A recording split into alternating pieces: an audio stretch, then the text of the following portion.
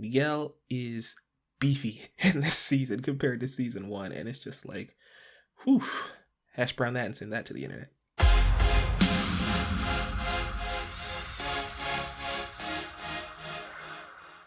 Cobra Kai Season 4 has come and gone, and it may be the clunkiest season yet of Cobra Kai. So, just want to let you guys know that I am not spoiling Season 4 of Cobra Kai. I will be spoiling the first 3 seasons and probably the Karate Kid movies, just because that's the setup for this season. But if you aren't caught up with Cobra Kai, don't worry, you're not going to spoil the current season for you guys. But we pick up where we left off last time. We have Johnny and Daniel teaming up to fight John Kreese and the now newly formed Cobra Kais. We have Eagle Fang Karate and Miyagi-Do kind of joining forces and working together. And so I really liked that ending for season 3 of Cobra Kai, because we kind of built Johnny and Daniel's relationship to a point where the two of them have a mutual understanding. And one of the things that I really didn't like about this season is how we kind of stripped all of that away again, in the sense that these two are rivals. They will always be rivals. But I thought we got to the point where they can talk out and hash out their disagreements, and we haven't really gotten there yet. We kind of reneged on that a little bit. They still work together mostly for the season, which is cool to see, especially since they have a common enemy in John Kreese, and now adding in Terry Silver. But yeah, I don't know. I just, their relationship, this is the first time it felt very stagnant, and it feels like we're stretching the premise a little too thin this time, where it's like Johnny and Daniel should be working together and should be at this point understanding each other's methods. Instead, they are still clashing really hard, and it's kind of grating a little bit. But the kids kind of help round that out. This supporting cast for Cobra Kai is one of the largest in any TV show you'd see today, and they actually added more onto that. We have more characters, like we're focusing on Daniel's son Anthony for once, and he has like this rivalry at his school, and a kid there joins Cobra Kai, and now the two of them are butting heads. And we're still going with Tori and Robbie and Sam and Miguel and Hawk and Dimitri, and like all these other characters are still integral to the story, which is nice. However, you could start to feel them struggling to juggle all of them a little bit.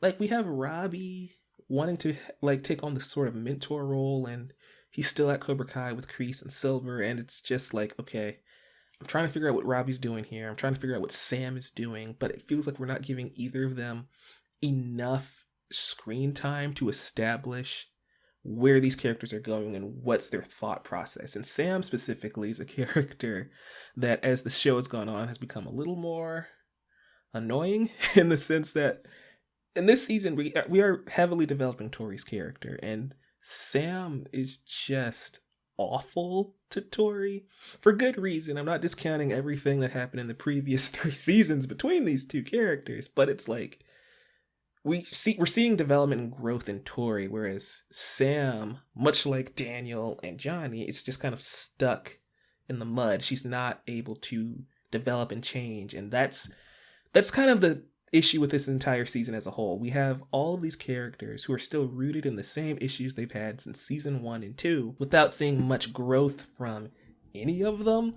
One thing I did enjoy, though, was the character of Terry Silver, having him come back into the fold, and basically seeing how he's changed since the Karate Kid Part 3. Like, the explanation on why he was so crazy and insane in that movie is actually really funny. And he's kind of mellowed out a lot, actually, since then, but you can still kind of see that other layer of insanity still inside of Terry Silver. And I think they handled that fairly well. This season of Cobra Kai has some of the best moments, but it's also probably the clunkiest, because they're trying to juggle so many things, and they still only have 10 episodes. It felt like this should have been a 13, 14 episode season, as opposed to the 10 episode seasons like the others, because there's just like 40 plus characters in this show. It's hard to keep track of every single one and their actions and their motives and their desires.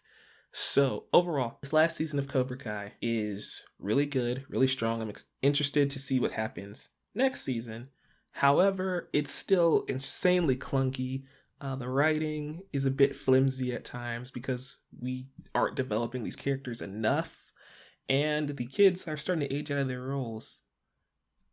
Miguel is beefy in this season compared to season 1, and it's just like, whew, hash brown that and send that to the internet.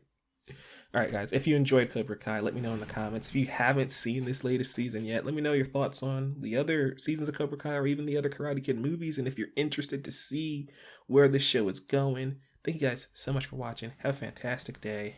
Strike first, strike hard, no mercy.